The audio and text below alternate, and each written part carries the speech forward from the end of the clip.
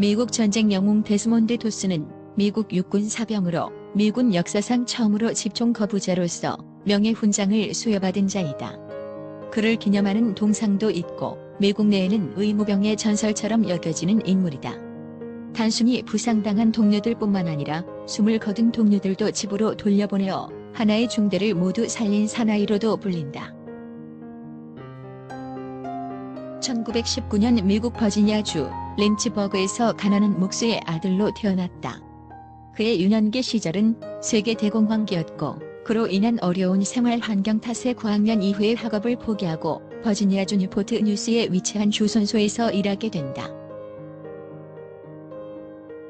2차 세계대전 발발 이후 조선소에서의 연장근무 요청도 거절하고 1942년 4월 미 육군에 입대하게 된다.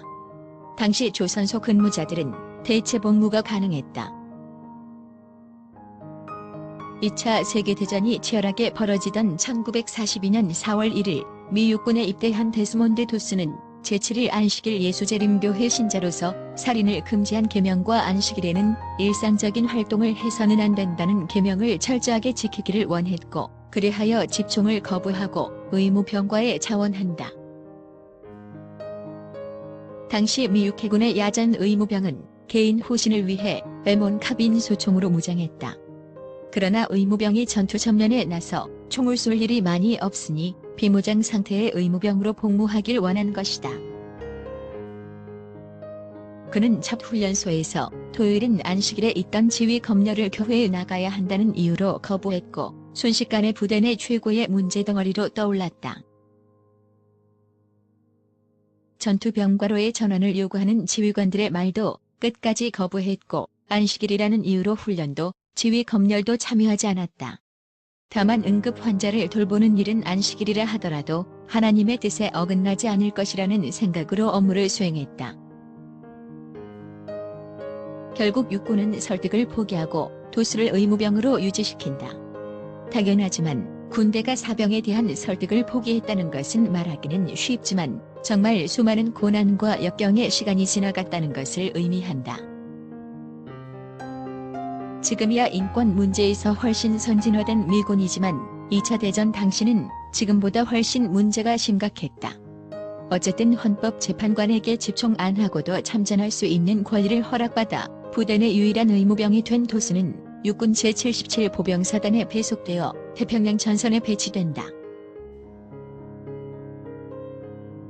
괌을 비롯한 각지의 태평양 전쟁의 전투들을 차례차례 거치며 수많은 총탄과 포탄이 빗발치는 전쟁터를 그는 신령에 의지하며 자신을 지켜줄 소총 대신 들것과 붕대 그리고 밧줄만을 들고 누볐다고 한다.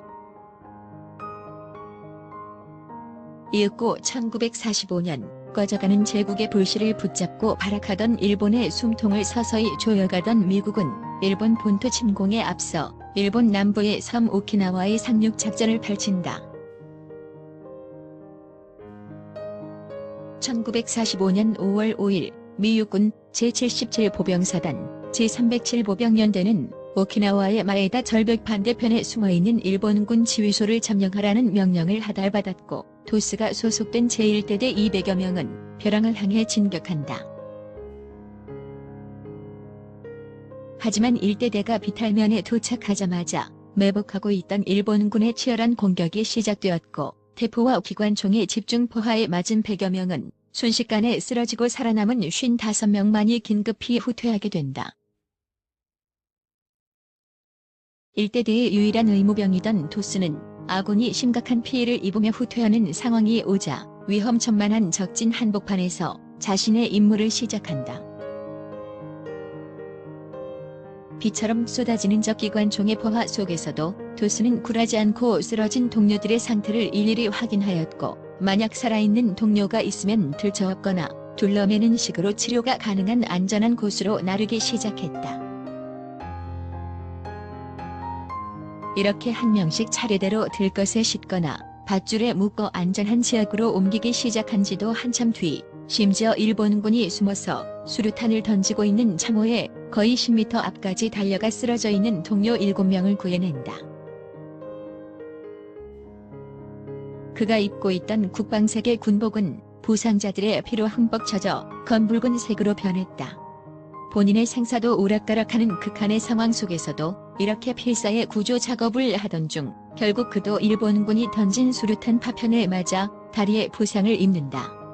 그렇게 75명의 생명을 구한 도스는 자신의 임무를 완수하고 본진으로 귀환한다.